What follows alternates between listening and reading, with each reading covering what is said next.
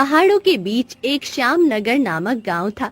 हरे भरे पेड़ों और छोटी पंगड़ियों से घिरा वो गांव बाहर से सुंदर लगता था, लेकिन यहाँ के लोग गरीबी और समस्याओं से जूझ रहे थे।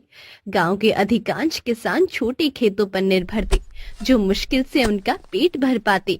इन्हीं किसानों में से एक था रामू, जो ईमानदार और मेहनती था।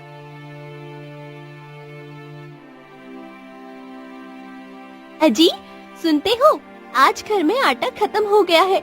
बच्चों को खाना कैसे देंगे? अरे सीता, चिंता मत करो। आज जंगल से लकड़ी काटकर बेचूंगा, कुछ पैसे मिल जाएंगे। तुम हर दिन ऐसे ही मेहनत करते रहो, लेकिन हालत तो वही है। क्या कभी हमारी गरीबी खत्म होगी? रामू ने सीता की ओर देखा। उसकी आंखों में दुख साफ झलक रहा था, लेकिन उसने हिम्मत नहीं हारी।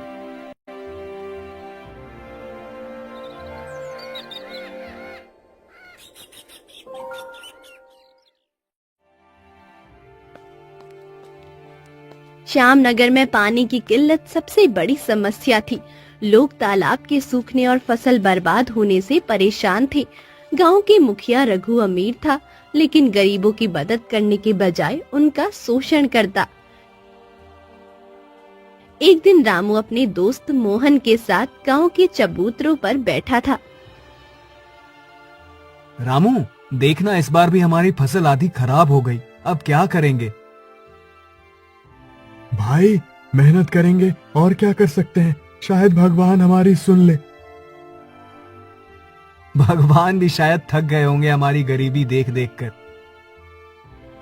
दोनों हंसने की कोशिश कर रहे थे, लेकिन उनके चेहरे पर साफ उदासी झलक रही थी। मोहन रामू का बचपन का दोस्त था। दोनों ने बचपन से एक दूसरे का साथ दिया था। जब कोई समस्या आती, ये मिलकर उसका हल ढूंढने की कोशिश करते। मोहन, कल जंगल चलेंगे। सुना है वहाँ लकड़ी अच्छी मिलती है। अगर ज्यादा लकड़ी काट पाए तो अच्छे पैसे मिल सकते हैं। ठीक है भाई, हम साथ में चलेंगे, पर वहाँ का जंगल थोड़ा डरावना है। लोग कहते हैं वहाँ अजीब चीजें होती हैं। डरने से कुछ नहीं मिलेगा। मेहनत करेंगे तो भगवान भी साथ देगा। गांव में काम के मौके कम थे। रामू और मोहन ने सोचा कि जंगल से लकड़ी काट कर बाजार में बेचेंगे। इससे कुछ पैसे आ सकते हैं और घर के हालात थोड़े बेहतर हो सकते हैं। अगले दिन दोनों ने अपने पुराने कुल्हाड़े लिए और जंगल की ओर चल पड़े।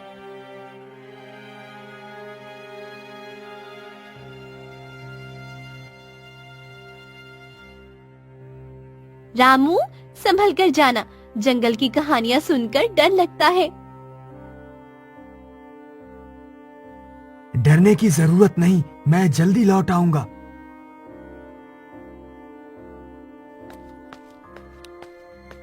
रामू और मोहन ने गांव के बाहर की पंगड़ी पकड़ ली। रास्ते में पक्षियों की आवाजें सुनाई दी, लेकिन जंगल के करीब पहुंचते ही एक अजीब सी खामोशी छा गई।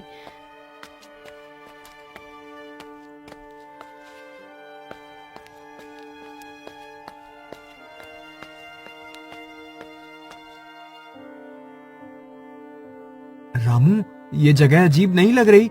जैसे कोई हमें देख रहा हो। ऐसी बातें मत कर, बस लकड़ी काट और जल्दी घर लौट चल।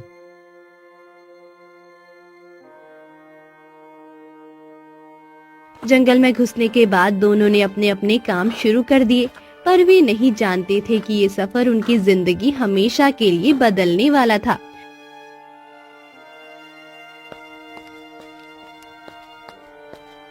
जंगल के अंदर गहराई में जाते वक्त रामू का कुल्हाड़ी एक पत्थर से टकराया। ये पत्थर साधारण नहीं था। रामू ने उसे गौर से देखा और कुछ महसूस किया, लेकिन ये क्या था, इसका खुलासा आगे होगा। क्या ये पत्थर उनकी किस्मत बदल देगा या कोई नई मुसीबत लाएगा?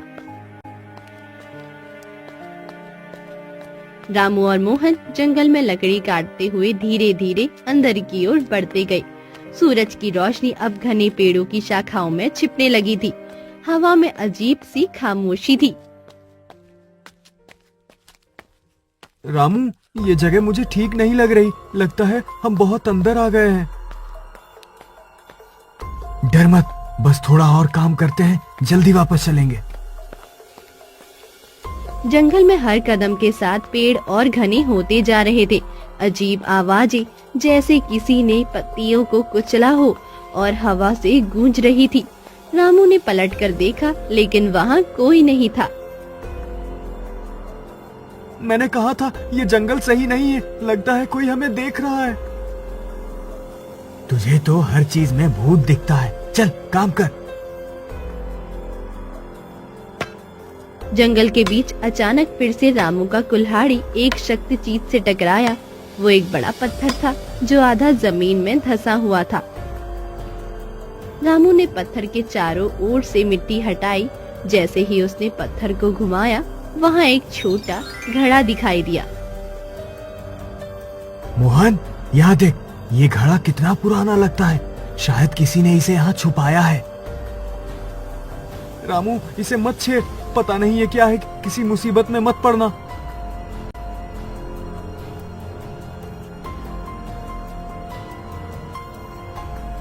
रामू ने मोहन की बात को नजरअंदाज किया और घड़े को उठाया।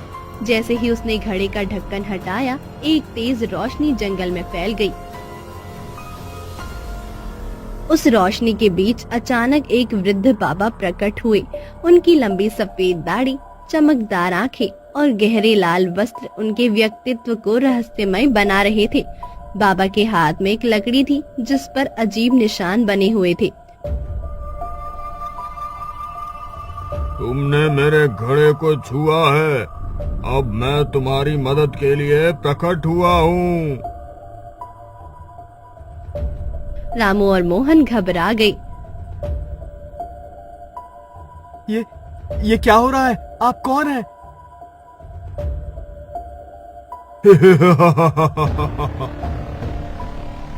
मैं इस जंगल का रक्षक हूँ। जो भी इस घड़े को ढूंढता है, उसे 3 इच्छाओं का वरदान दिया जाता है। 3 इच्छाएं? क्या सच में? बाबा ने अपनी लकड़ी हवा में घुमाई और उनके इशारों पर घड़ा अपने आप हवा में तैरने लगा। तुम्हें 3 इच्छाएं मांगने का अधिकार है, लेकिन याद रखना, हर इच्छा के परिणाम होंगे। तुम जो चाहोगे उसे पूरा किया जाएगा, पर सोच समझकर मांगना।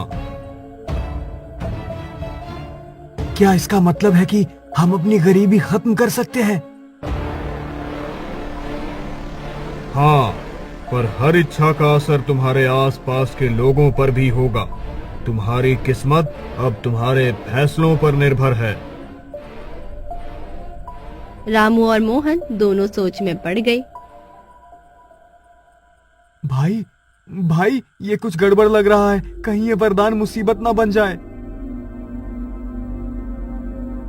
लेकिन मोहन, ये मौका हमारी जिंदगी बदल सकता है। मुझे तो लग रहा है ये भगवान का संकेत है। तुम्हारे पास समय कम है, अपनी इच्छाएं सोच समझकर चुनो। रामू और मोहन की आंखों में लालच और डर का अजीब मिश्रण था।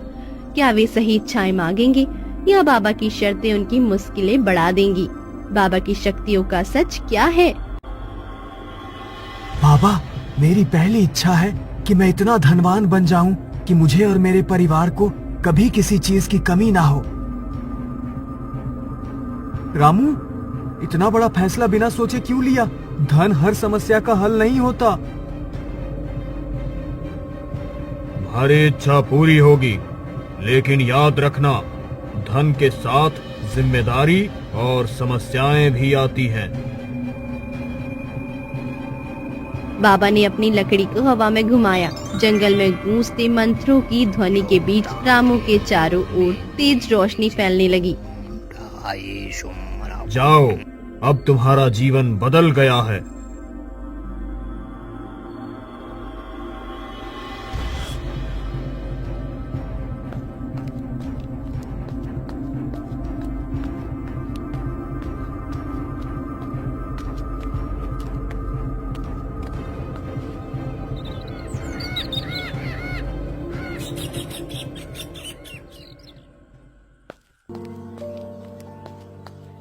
गांव के बाहर पहुंचते ही रामू ने देखा कि उसका घर अब कच्चा नहीं बल्कि एक बड़ा पक्का मकान बन चुका है। आंगन में अनाज के बड़े बड़े ढेर लगे थे और एक चमचमाती बैलगाड़ी खड़ी थी। रामू, ये सब कैसे हुआ? ये घर, ये अनाज, ये बैलगाड़ी कहाँ से आई? सीता, भगवान ने हमारी सुन ली। अब हमारी गरीबी खत्म हो गई है। गांव वाले ये देख हैरान थे।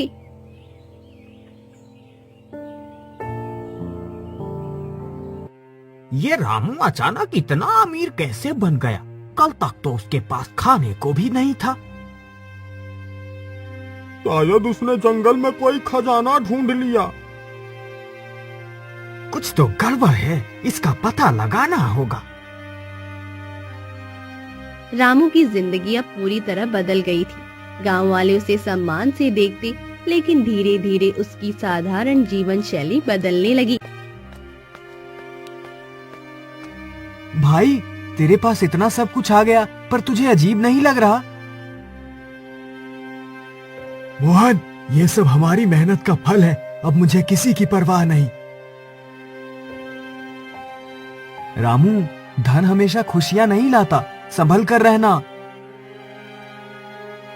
लेकिन रामू अपने नए जीवन में इतना खो गया कि उसने मोहन की बातों को नजरअंदाज कर दिया।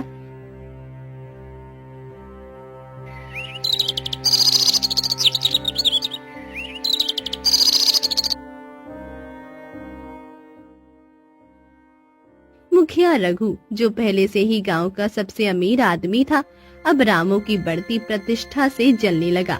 उसने अपने आदमियों को रामू के बारे में जानकारी इकट्ठा करने के लिए भेजा। पता लगाओ, रामू इतनी जल्दी अमीर कैसे बना? अगर उसने जंगल में खजाना पाया है तो वो हमारा होना चाहिए।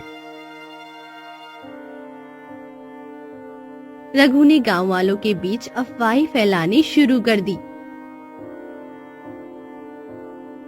सुना है रामू ने जंगल में किसी बाबा से सौदा किया है। ये सब धन वैसे ही नहीं आया। हाँ, लगता है इसमें कोई बड़ी बात छुपी है।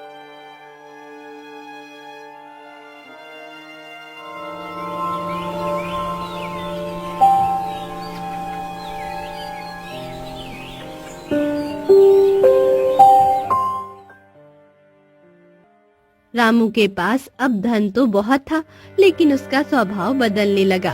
वो पहले ही तरह दूसरों की मदद करने वाला नहीं रहा। रामू, पहले तुम हर किसी के सुख दुख में खड़े रहते थे, अब ये बदलाव क्यों? अब हमारे पास धन है, हर किसी की मदद करना जरूरी नहीं। गांव वाले रामू से दूरी बनाने लगे।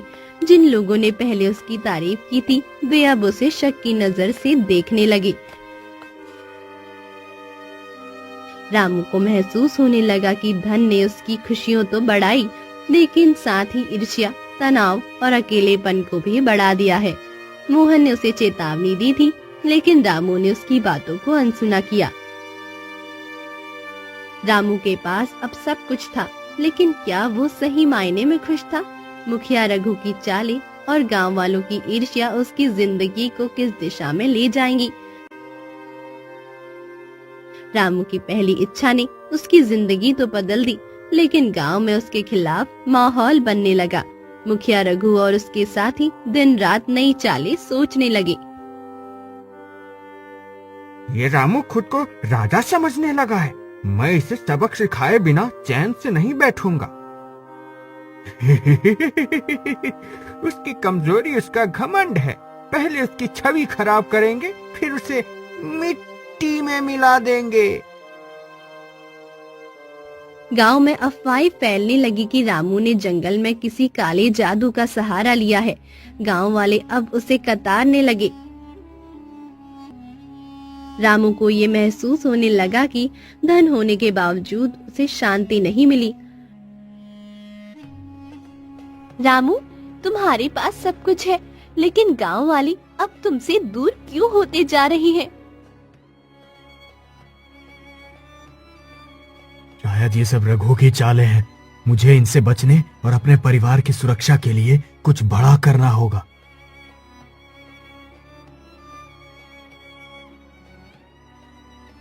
रामू ने मोहन के साथ जंगल में जाकर बाबा से दूसरी इच्छा मांगने का फैसला किया। रामू और मोहन घड़े को लेकर बाबा को पुकारते हैं। बाबा, हमें आपकी मदद चाहिए। क्या हुआ रामू? पहली इच्छा ने तुम्हें खुश नहीं किया? बाबा, धन से मेरी समस्याएं खत्म नहीं हुई। मुझे गांव वालों से और रघु से अपनी रक्षा करनी है। मेरी दूसरी इच्छा है कि मैं इतना ताकतवर बन जाऊं कि कोई मेरा सामना न कर सके।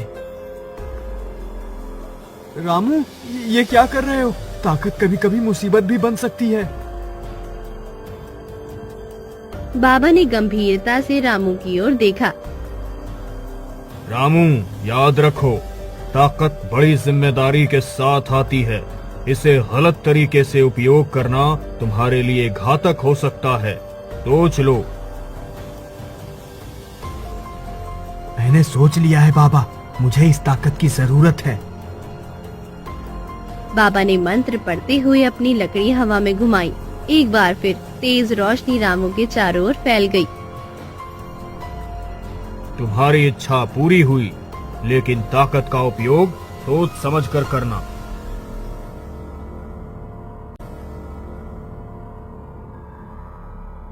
गांव लौटने पर रामू ने अपनी ताकत का पहला नमूना दिखाया। उसकी ताकत असाधारण थी। वो एक झटके में बैलगाड़ी उठा सकता था, पेड़ उखाड़ सकता था और किसी भी खतरे का सामना कर सकता था। गांव वाले अब उससे डरने लगे। रामू आप इंसान नहीं, कोई दैवी शक्ति है। लेकिन इतनी ताकत किसी के लिए भी खतरनाक हो सकती है। रामू ने अपनी ताकत का इस्तेमाल गांव वालों की मदद करने के लिए भी किया। वो बाढ़ में फंसे लोगों को बचाता, खेतों के लिए पानी का इंतजाम करता, लेकिन धीरे धीरे वो अपनी ताकत का दिखावा करने लगा। रघु ने इस स्थिति का फायदा उठाने की सोची। उसने गांव वालों के बीच डर और नफरत फैलाने की चाल चली। रामू की ताकत अब हमारी समस्या बन गई है। अगर उसने इसका गलत इस्तेमाल किया तो? सही कह रहे हो रघु भाई, रामू अब किसी की बात नहीं सुनता।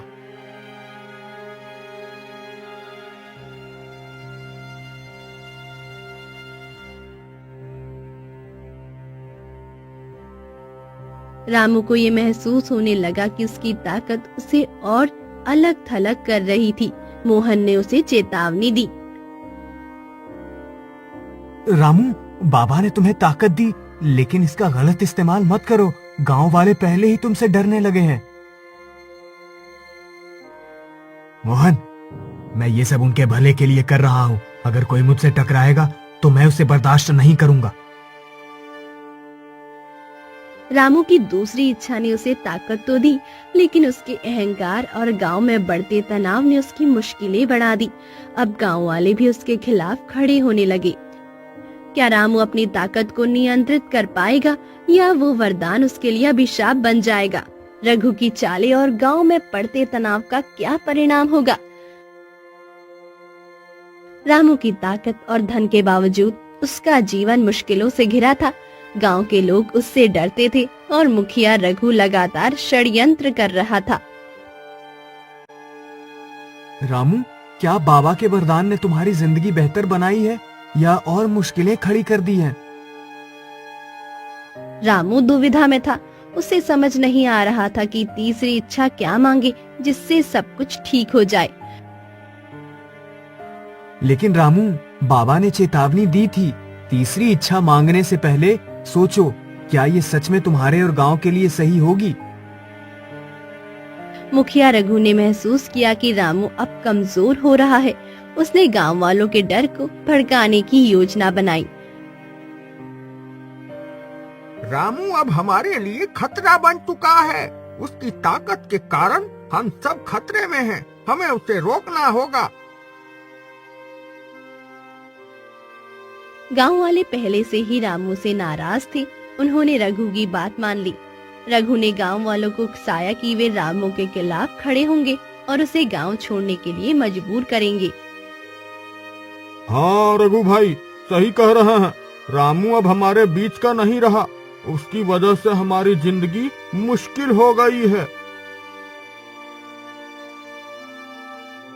रामू अब पूरी तरह से अकेला हो चुका था। मोहन ही उसका इकलौता साथी था। रामू, ये तीसरी इच्छा तुम्हारी आखिरी उम्मीद है। इसे सोच समझकर मांगना। मोहन, मैं चाहता हूँ कि गांव वाले मुझसे नफरत करना बंद करें और सब कुछ पहले जैसा हो जाए।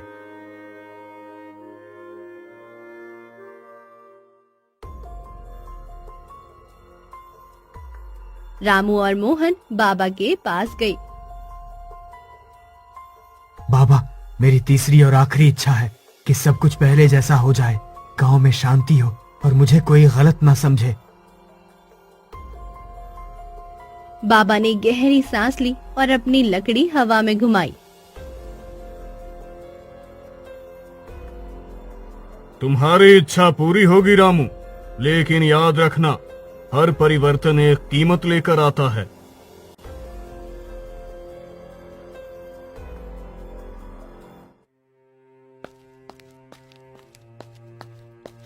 जंगल से गांव लौटते ही रामू ने देखा कि सब कुछ पहले जैसा हो गया था। उसका पक्का मकान गायब था, अनाज के ढेर खत्म हो चुके थे और बैलगाड़ी भी वापस पुरानी हो गई थी।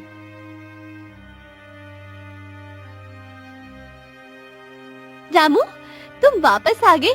मैंने सोचा था कि तुम हमेशा के लिए बदल गए हो। रामू को एहसास हुआ कि उसकी पहली और दूसरी इच्छाओं ने उसे कितना बदल दिया था, लेकिन गांव वालों का रवैया अभी भी उलझा हुआ था। रघु ने ये अफवाह फैला दी कि रामू ने बाबा की मदद से गांव को बर्बाद किया। अगर रामू ने बाबा से इच्छाएं मांगी थी तो उसने उसका सही इस्तेमाल क्यों नहीं किया? रामू और मोहन ने मिलकर गांव वालों का विश्वास फिर से जीतने का फैसला किया। रामू ने गांव वालों के साथ मिलकर काम करना शुरू किया। उसने अपनी गलतियों को स्वीकार किया और अपनी ताकत और धन का दिखावा करने के बजाय गांव की भलाई के लिए काम किया। मुझसे बहुत गलतियां हुई। मैंने सोचा था कि धन और ताकत से सब कुछ ठीक हो जाएगा, लेकिन मैंने अपनी सादगी और आप सबका प्यार खो दिया। अब मैं बाबा के वरदान का सही मतलब समझ पाया हूँ। मुखिया रघु ने जब देखा कि रामू फिर से गांव वालों का प्रिय बन रहा है, तो उसने अपनी चालें बंद कर दी। रामू, बाबा ने तुम्हें सबसे बड़ी सीख दी है। इच्छाएं पूरी करना आसान है, लेकिन उनका सही इस्तेमाल करना मुश्किल। हाँ मोहन, असली खुशी धन या ताकत में नहीं, बल्कि अपनों के साथ सादगी में है। रामू ने गांव वालों का विश्वास वापस जीत लिया। उसने अपने अनुभवों से गांव के बच्चों को शिक्षा दी कि लालच और अहंकार विनाश का कारण बन सकता है। ये कहानी हमें ये सिखाती है, सच्ची खुशियाँ हमारी इच्छाओं से नहीं, बल्कि हमारे कर्मों और अपनों के साथ बिताए समय से मिलती है।